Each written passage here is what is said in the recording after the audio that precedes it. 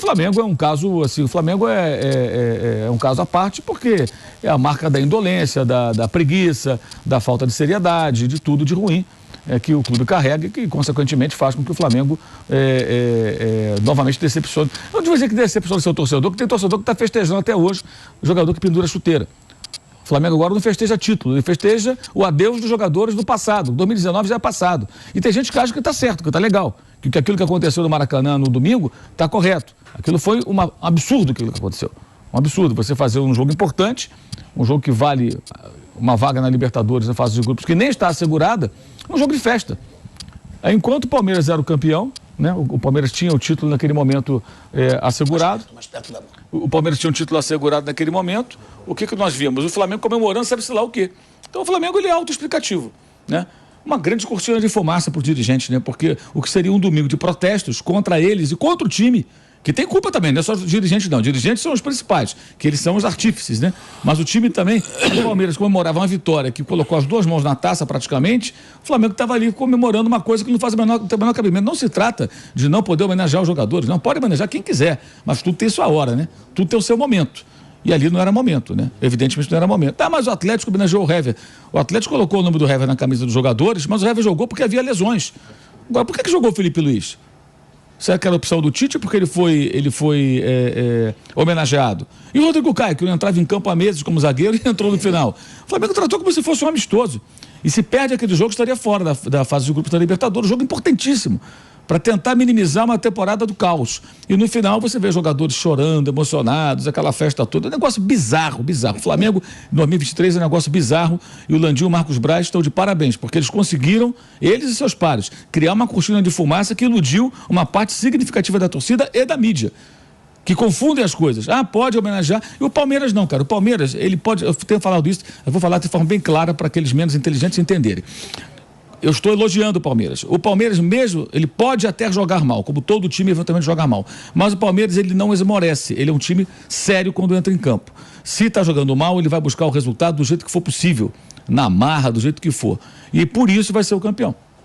Porque nessa reta final, foi o time que pontuou regularmente, perdeu um jogo no Rio para o próprio Flamengo, mas entendendo que aquilo poderia ser superado se conseguisse outros resultados, foi buscar um empate com um homem a menos contra o Fortaleza, coletando um ponto valioso, que é o ponto que está dando o título nesse momento. Então é uma diferença de comportamento. E isso acho que reflete muito a continuidade de um trabalho na comissão técnica do Palmeiras e a bagunça que é o Flamengo trocando toda hora. O Atlético também. O Atlético teve quantos técnicos nos últimos 2 anos? Que é o outro elenco mais rico aqui do país. Vamos lembrar aqui, teve lá o glorioso... O Cudê. Antes do Cudê. Teve o Cudê, teve o Felipão... O Cacique. Não, o Cacique foi no Inter.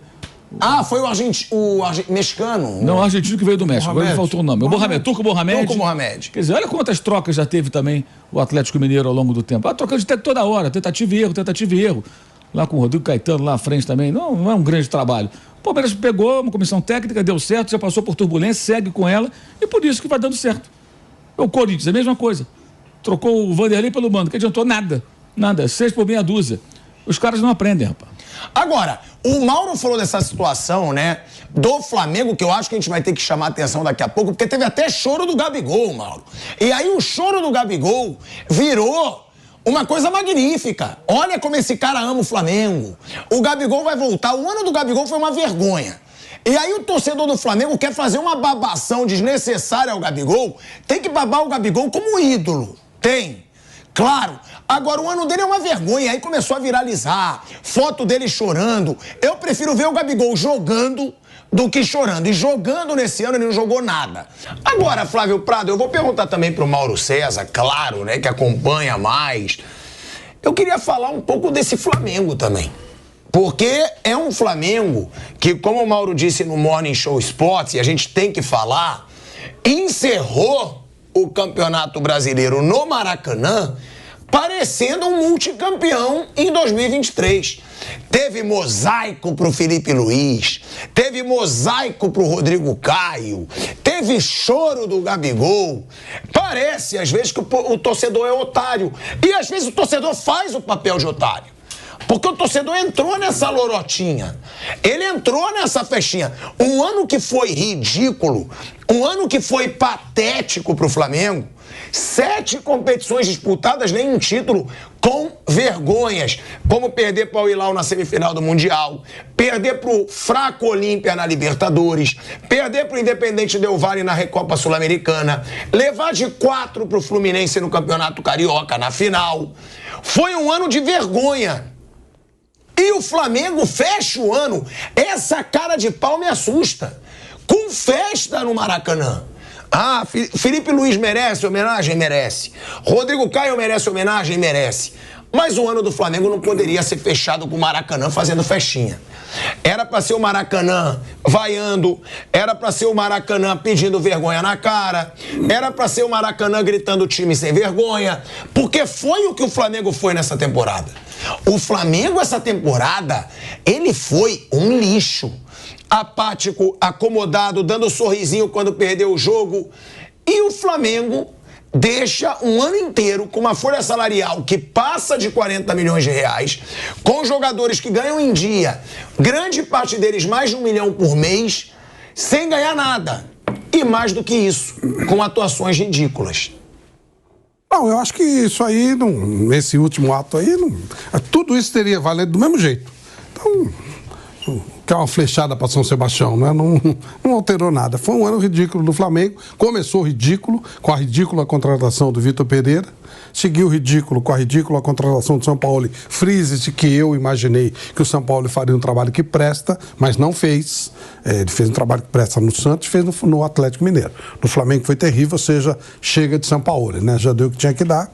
E aí acabou consertando agora no finalzinho, trazendo o Tite. E tem uma boa oportunidade de deixar o Tite trabalhar no ano que vem. E aí, naturalmente, ele voltará a ser protagonista. Pelo nível do time, voltará a ser protagonista. Natural. Acho que o caminho foi encontrado agora, tarde demais para o ano. Mas acho que o Flamengo começa, ao contrário do que fez no ano passado, esse ano que entra, ele deve entrar de uma maneira muito correta. Tem que deixar o Tite trabalhar e, pelo que tudo indica, fazer a transição que é cobrada faz tempo, né? Tirar alguns jogadores, 2 já saíram e tal. Acho que esse trabalho, acho que uma das missões importantes do Tite é fazer uma transição para o novo time do Flamengo. Mas tem toda a condição de fazer um trabalho legal. Mauro, mas é aquela situação, né, que é muita cara de pau. Você tem uma diretoria do Flamengo que foi omisso o ano inteiro, que demorou para demitir o Sampaoli, que demorou... Pô, você tem um vice de futebol que nem agredindo o torcedor pelas costas, como foi provado, porque foi pra justiça. Ele disse que ele foi ameaçado, que a filha foi ameaçada, e a justiça negou. A justiça deixou claro que não tem prova nenhuma de ameaça contra o Marcos Braz, contra a filha dele, mas que tem prova de que ele agrediu um torcedor pelas costas. Que ele, junto com um amigo, agrediram um torcedor no chão. Nem assim um vice de futebol é demitido do Flamengo. Eu não sei por que o Marcos Braz é intocável e ninguém pode dizer se a gente não tem prova de nada. Agora, quando o preparador físico agrediu o Pedro, ele foi demitido. Quando o vice de futebol agrediu um torcedor, nada se falou, pelo contrário, ninguém encosta nele. Um vice de futebol que já demitiu vários treinadores, pagando fortunas em multas rescisórias. É um Flamengo que acontecem muitas coisas questionáveis na diretoria e dentro do elenco. Foi uma vergonha e outra, Mauro. Como que você acredita que esse Flamengo vai entrar no ano que vem com o Tite? Assim, essa questão do Marcos Braz, eu acho que o Marcos Braz já não deveria ser o vice-futebol do Flamengo há algum tempo. Não é porque ele brigou com o torcedor, porque o trabalho dele não é bom. Agora, acho que essa comparação não tem cabimento. Um agrediu, um preparador físico agrediu um jogador no ambiente de trabalho. O Marcos Braz estava numa loja, o cara foi lá e foi falar alguma coisa para ele, os dois se engalfinharam, teve mordida na virilha, segundo a perícia, né? É outra situação. Quer dizer, a gente não pode também transformar o torcedor que vai importunar o dirigente, ou o jogador, ou o jornalista, ou o político, ou quem quer que seja, né? Como se fosse o mocinho da história. Não, ele não é mocinho, Mauro. Não, sim, mas ele não ameaçou como foi falado agora. Mas você tá falando em cima do que eu falei? Pô, então, eu posso responder também. Sozinho, pô. Não. Mas em cima do que eu falei... Mas tá bom, mas então que seja sensacionalismo. Mas é minha opinião. Ele agrediu um torcedor. Você uma pergunta, você deixou o torcedor, ele só falou que tinha que mandar o treinador embora. Não, peraí. E ele foi agredido pelas costas. costas. É muito errado isso. Não sei o que o cara falou, eu sei que eu sou radicalmente contra essa coisa das pessoas serem importunadas fora do ambiente de trabalho. No estádio de futebol, o cara não quer o Marcos Braz, leva a faixa, pede fora Marcos Braz. É pertinente a reivindicação. No shopping center, com a filha ou com qualquer outra pessoa que ele esteja, ele não tem que ser incomodado. Como ninguém tem que ser incomodado. Isso eu sou radicalmente contra. Por conta de nós tolerarmos isso, até às vezes não apontarmos o dedo pro cara que fala encher o saco, é que acontece extremos, como até invadir motel para pegar jogador na porrada já aconteceu. Mas aí eu sou contra. Então, cobrar dirigente eu não sou contra. Não tem, o dirigente ele tem uma função na pública. Rua ele não tem que ser cobrado. Mas ele falou, manda o treinador embora, só isso. O que foi filmado a mesma coisa do jogador de futebol. A agressão é outra coisa. O jogador de futebol, ele não tem que estar no restaurante e chegar uma pessoa para importuná-lo. Até acho que o jogador no momento de derrota, se ele tiver inteligência, ele até evita certas aparições para evitar o desgaste, para não demonstrar felicidade no momento que a torcida está triste. É uma outra situação. Mas isso também não dá o direito de ninguém lá importunar. O cara está no momento da vida pessoal dele. O que poderíamos questionar é o fato de ser vereador e não estar na Câmara, naquele momento. Aí sim, que ele é um servidor público, pago pelo contribuinte, ao invés de estar na sessão da Câmara, ele estava no shopping comprando um presente para a filha, que ele poderia comprar em outro momento. O shopping center fecha 10 horas da noite, né? Então dá para comprar à noite, poderia mandar alguém comprar pela internet, dar o dinheiro, o cartão de crédito da menina, ela ia comprar, pode gastar até tanto, ela vai lá e compra. Tem mil maneiras. Então aí nós podemos até questionar, extrapolando o âmbito esportivo e entrando na questão social. Ele é um servidor público eleito pela população, pelo contribuinte. Ganha salário para isso, ele não estava lá. Isso pode ser assim questionado e foi muito questionado na época. Eu só acho que são coisas diferentes. O outro não. O outro agrediu o sujeito lá, o colega de trabalho, o jogador de futebol, dentro do vestiário. O erro ali não foi a saída do preparador físico agressor. Foi não ter a sensibilidade, aí entra a falha do Marcos Braz, de perceber que já havia um desgaste da comissão técnica do São Paulo com os atletas. E que com aquela agressão a coisa ia piorar. Era a chance de ali fazer o quê? São Paulo, não dá mais. Você não está bem com algum jogador. O seu preparador físico agride o meu centroavante, pô. Ah, não, ao invés de abrir a mão do São Paulo naquele momento, até num acordo que poderia acontecer por uma rescisão amigável, que eu acho que seria até viável nas circunstâncias, eles mantiveram o técnico. Ali tem outro erro. Por isso tudo, eu acho que o Marcos Braz não deveria ser mais o dirigente do Flamengo. Pelos erros. A questão dele ter brigado, mordeu a virilha do cara, é problema dele com esse cara que fala, encheu o saco dele também. Para mim, os dois estão errados. Repito, eu acho que ninguém tem o direito. Para mim isso é muito claro. E acho um precedente perigosíssimo, né? Porque uma coisa é assim, o torcedor vai fazer uma manifestação na porta do CT. Desde que seja pacífica, tudo bem. Você quer protestar, você protesta. Não tem direito de chutar carro de jogador, bater em jogador, em dirigente, ninguém. Agora, no shopping, na praia, no restaurante, na rua, acho que não tem, ninguém tem esse direito. Acho que não tem. E outra coisa, naquele dia já havia na rede social torcedores se organizando para ir atrás das pessoas do clube, não só do Marcos Braz. Isso eu acho um absurdo, acho que isso está errado, não concordo, acho totalmente descabido.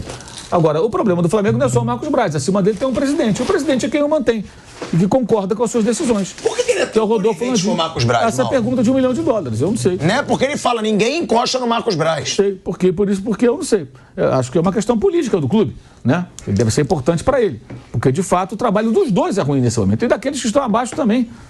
No domingo o Juan foi para a coletiva junto com o Tite e é constrangedor. Eu fico sem entender do que o Juan pensa, o que ele acha, o que ele está fazendo lá. Então tem muita coisa errada. E o Marcos Braz é responsável pela permanência desses profissionais e o presidente Rodolfo Landim é responsável pela permanência do Marcos Braz. Agora, começa com os dois, que são os caras que têm o poder de decisão, e isso é feito cascata. E vai cair aonde? Vai bater lá nos técnicos, que têm as suas parcelas de responsabilidade, e nos jogadores. Agora, o que aconteceu no domingo, eu acho totalmente fora de hora. Nada contra as homenagens, mas homenagens no momento em que o time tinha um jogo importante, um jogo que valia um passo relevante para conseguir a vaga na Libertadores. Não, uma coisa que o torcedor tem que entender: se o Flamengo amanhã não for Libertadores, ele perder a vaga, digamos que ele perca o jogo para o São Paulo, fique em quinto, vá para a fase preliminar da Libertadores e seja eliminado, né? E não disputar a fase de grupos, o orçamento do clube cai drasticamente. Decisões sobre renovações de contrato, inclusive, não foram tomadas até agora e outras questões que envolvem investimentos no futebol, porque não tem a vaga assegurada na Libertadores. Isso é informação, não tem a vaga assegurada. Então, como não tem a vaga assegurada, eles estão freando algumas tomadas de decisão, alguns anúncios, inclusive. porque não sabe se estarão na Libertadores. Então o jogo de domingo ele era fundamental, mas era o Cuiabá meteu 3-0 no Flamengo no turno. Mas era o Cuiabá entrou em campo com a terceira melhor campanha como visitante. Um time perigoso, que ganhou do Botafogo, por exemplo, quando era líder do campeonato. Então, assim, ganhou do Internacional, em Porto Alegre, por exemplo, né? Então era um jogo sério, um jogo que tinha que ter mobilização de jogo decisivo, depois de uma derrota de 3-0 em casa para o Atlético Mineiro. Quando fizeram essa homenagem toda, que não foi só uma homenagem, entregar uma placa, não. Tinha ingresso personalizado, camisa com pet personalizado, todo um oba-oba. O que aconteceu? Ao final do jogo, os jogadores estavam sorridentes, se emocionando e sorrindo e festejando os dois colegas que estão indo embora. Então o Flamengo está vivendo 2019 de novo. Só que estamos em 23. E, paralelamente, o Palmeiras botava as mãos na taça que o Flamengo poderia, pelo menos, disputando com o Palmeiras. E por que não disputa? Por conta disso. Foi conveniente para quem isso tudo? Para os jogadores, que não foram cobrados e sim festejados, e para os dirigentes. Então, essa cortina de fumaça iludiu boa parte da torcida. Foram bem astutos. Estão de parabéns. Que não pode ser iludido também o torcedor, né, irmão? Estratégia brilhante, mas colou. Porque não era momento para isso. Repito, não sou contra a homenagem aos jogadores, mas tudo tem o seu momento. É homenagear como? Cara, não importa. Faz um churrasco, faz uma coletiva de despedida, que fosse assim, entrega uma placa antes do jogo. Ok, entrega a placa, acabou, palmas, lá no placar, anuncia. Mas não, teve todo um cerimonial. O Felipe Luiz foi substituído durante o jogo para ser aplaudido. O Rodrigo Caio entrou no final, ele não jogava há meses. E participou do final do jogo. Estava 2-1, cara. Um jogo valendo 3 pontos relevantes. Então, isso é amadorismo, isso me lembra o episódio do Cabanhas de 2008, com aquela festa por João Santana e a derrota por 3-0 para o América do México, que eliminou o time da Libertadores, e mostra que os caras não aprendem a lição, não aprendem com os erros do passado. Então, a torcida também que cobra tanto profissionalismo, concordo com esse amadorismo. Para mim, isso é amadorismo. Repito, não sou contra a homenagem aos jogadores. Que homenageia, tudo bem. Só que isso não é mais importante. O mais importante, eu falei agora do Palmeiras, o mais importante, a mesma coisa, o mais importante é o clube. E qual o interesse do clube? É uma homenagem ou uma classificação? É uma classificação. Então o jogo tem que ter mobilização de jogo decisivo. Como venceu, as pessoas minimizam. Mas poderia não ter vencido. E correu um certo risco no final.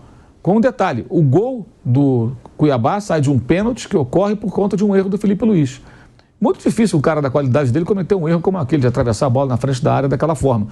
Mas como é que estava a cabeça do cara naquele momento? Você imagina, vamos nos colocar no lugar do Felipe Luiz. O final do jogo se aproxima, estádio cheio, e ele pensando, são meus últimos minutos jogando futebol. O cara está totalmente concentrado no jogo? É evidente que não, ele está já com a cabeça dele a 1000 por hora.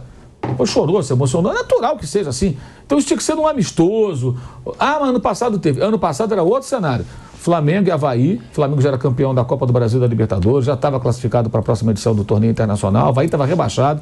Aí fizeram a despedida do Diego Ribas e do Diego Alves. O Palmeiras já era campeão antecipado. O jogo era total amistoso.